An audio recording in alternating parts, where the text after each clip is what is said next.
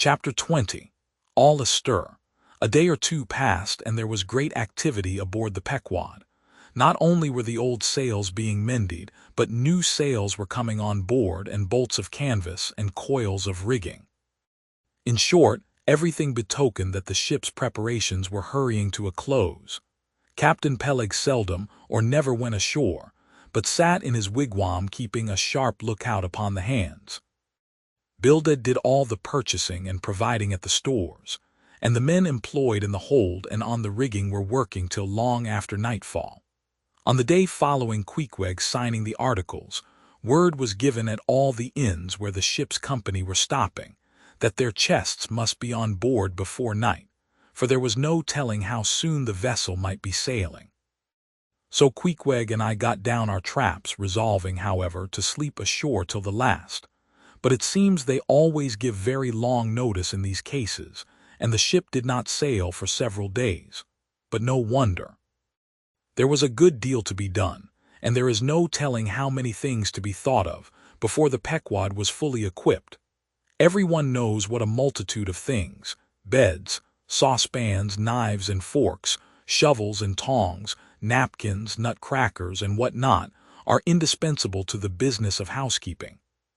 Just so with whaling, which necessitates a 3 years' housekeeping upon the wide ocean, far from all grocers, costermongers, doctors, bakers, and bankers.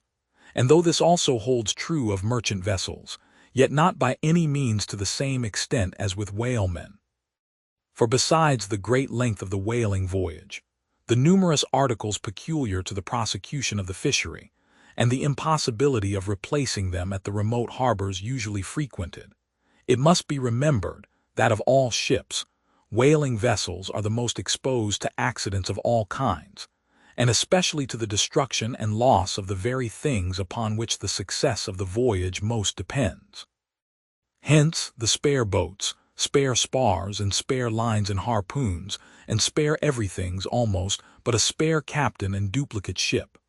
At the period of our arrival at the island, the heaviest storage of the Pequod had been almost completed, comprising her beef, bread, water, fuel, and iron hoops and staves. But as before hinted, for some time there was a continual fetching and carrying on board of divers odds and ends of things, both large and small.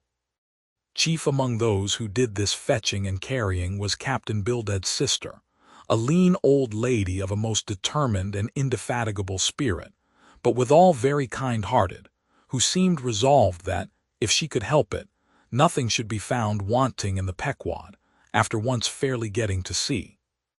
At one time she would come on board with a jar of pickles for the steward's pantry, another time with a bunch of quills for the chief mate's desk, where he kept his log, a third time with a roll of flannel for the small of someone's rheumatic back.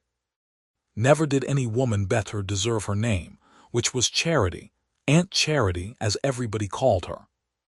And like a sister of charity, did this charitable Aunt Charity bustle about hither and thither, ready to turn her hand and heart to anything that promised to yield safety, comfort, and consolation to all on board a ship in which her beloved brother Bildad was concerned, and in which she herself owned a score or two of well-saved dollars.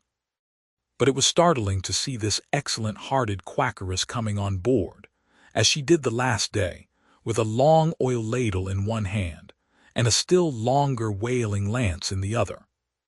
Nor was Bildad himself nor Captain Peleg at all backward.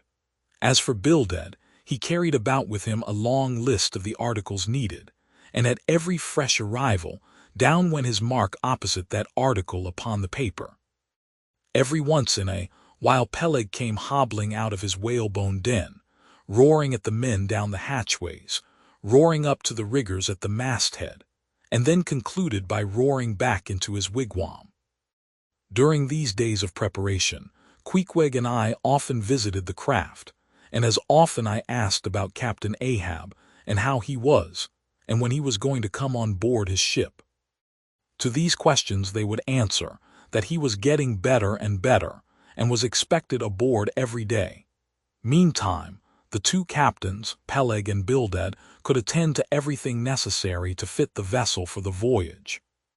If I had been downright honest with myself, I would have seen very plainly in my heart that I did but half fancy being committed this way to so long a voyage, without once laying my eyes on the man who was to be the absolute dictator of it, so soon as the ship sailed out upon the open sea. But when a man suspects any wrong, it sometimes happens that if he be already involved in the matter, he insensibly strives to cover up his suspicions even from himself. And much this way it was with me. I said nothing, and tried to think nothing.